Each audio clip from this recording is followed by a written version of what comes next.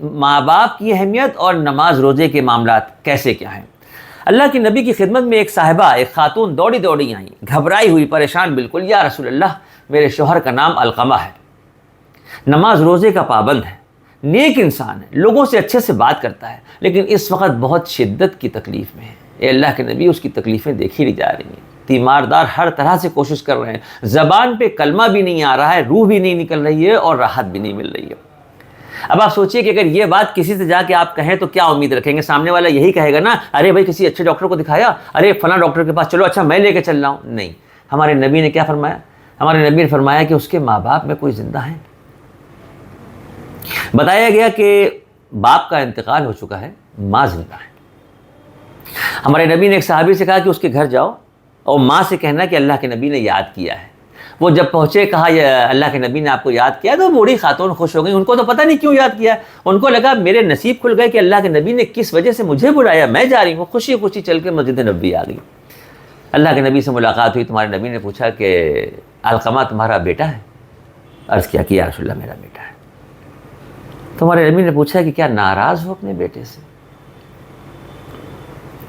وہ بوڑھی عورت نے کہا کہ اللہ کے نبی، اس نے مجھے بہت تکلیفیں پہنچائی، اللہ کے نبی اس نے مجھ بڑھیا پہ بہت ظلم کیا، میں اس کے ظلموں کو، اس کے دیے ہوئے دکھوں کو بھلا نہیں سکتی۔ اللہ کے نبی نے کہا کہ بہرحال ہو سکے تو اس کو معاف کر دو، بہت شدت کی تکلیف میں ہے۔ اس نے کہا یا رسول اللہ، معاف کرنے کے لیے ہم سے نہ کہیے گا، دوسروں کے بہکائے میں آ کے اس نے مجھ بڑھیا پہ بہت ظلم کیا ہے، اللہ کے نبی اس نے مجھے بہت تکلیفیں پہنچائی۔ دکھوں کی یاد اس بوڑھی عورت کے چہرے پہ دکھ رہی تھی، درد نظر آ رہا تھا چہرے پہ۔ ہمارے نبی نے ارشاد فرمایا کہ بہرحال تم ماں ہو، ماں کا دل بہت نرم ہوتا ہے، ہو سکے تو اسے معاف کر دو۔ تو بوڑھی خاتون کی چیخ نکلی اور رو کے بولی کہ یا رسول اللہ، میری جان آپ پہ قربان ہے۔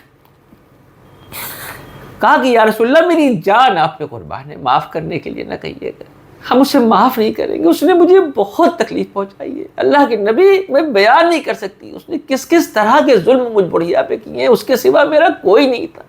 میں نے کس طرح سے بچپن سے اس کو پال کے بڑا کیا تھا، شوہر کا میرے انتقال ہو چکا تھا، لیکن اس نے جو تکلیفیں دی ہیں، اللہ کے نبی میری جان آپ پہ قربان ہے، معاف کرنے کے لیے نہ کہیے گا۔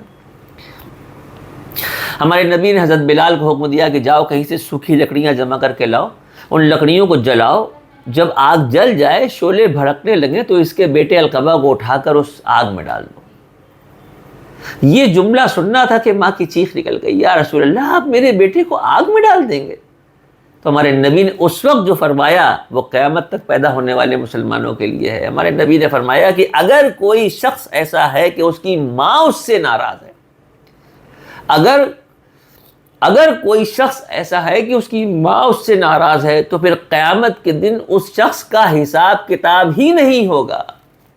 ہر سال حج کرتے رہو، ہر سال عمرے کرتے رہو، پانچوں وقت کی جماعت سے نماز پڑھتے رہو، روزے رکھتے رہو، اس شخص کا حساب کتاب ہی نہیں ہوگا قیامت میں جس کی ماں اس سے ناراض ہے۔ یہ جملہ سننا تھا کہ ماں کی چیخ نکلی اور کہا کہ یا رسول اللہ، اس نے مجھے تکلیفیں تو بہت پہنچائی تھی، لیکن اے اللہ کے نبی، اس کو آگ میں نہ ڈالیے، بہرحال وہ میرا لخت جگر ہے۔ میں آپ کو گواہ بنا کے کہتی ہوں کہ میں نے اپنے بیٹے کو معاف کیا۔ اس بوڑھی خاتون کے زبان سے یہ جملے نکلے تھے کہ میں آپ کو گواہ بنا کے کہتی ہوں کہ میں نے اپنے بیٹے کو معاف کیا۔ تو اللہ کے نبی نے حضرت بلال کو حکم دیا کہ جا کے دیکھو کہ علقمہ کا کیا حال ہے۔ وہ گئے تو واپس آئے، کہتے ہیں کہ یا رسول اللہ، تیماردار بتا رہے تھے کہ کچھ لمحے پہلے اچانک اس کی زبان پہ کلمہ جاری ہوا اور اس کی روح پرواز کر گئی۔ تو یہ بہت اہم بتانے والی بات ہے کہ نماز روزے کی پابندی کے ساتھ ساتھ، تمام نیک کام کرنے کے ساتھ ساتھ، گھر کے اندر جو معاملات ہیں، جو ماں باپ کے ساتھ سلوک ہیں، جن کے چلے گئے دنیا سے، ان کے دل سے پوچھیے، لیکن جن کے ہیں وہ اپنی عاقبت سنبھال لیں۔ اگر ماں خفا ہے تو جا کے آج ہی قدموں پہ گر جائیں، معافی مانگ لیں، سر رکھ دیں پیروں کے اوپر کہ امی ہمیں معاف کر دیجئے، کیونکہ اگر ماں نہیں معاف کرے گی تو اللہ نہیں معاف کرے گا۔ بہت اہم حدیث ہے، یہ بہت اہم واقعہ ہے۔ جہاں تک ہو سکے ان نوجوانوں تک یہ ویڈیو پہنچ جائے جن کے گھر میں ابھی والدین ہیں اور بے حرمتی کا شکار ہو رہے ہیں۔ السلام علیکم ورحمۃ اللہ وبرکاتہ۔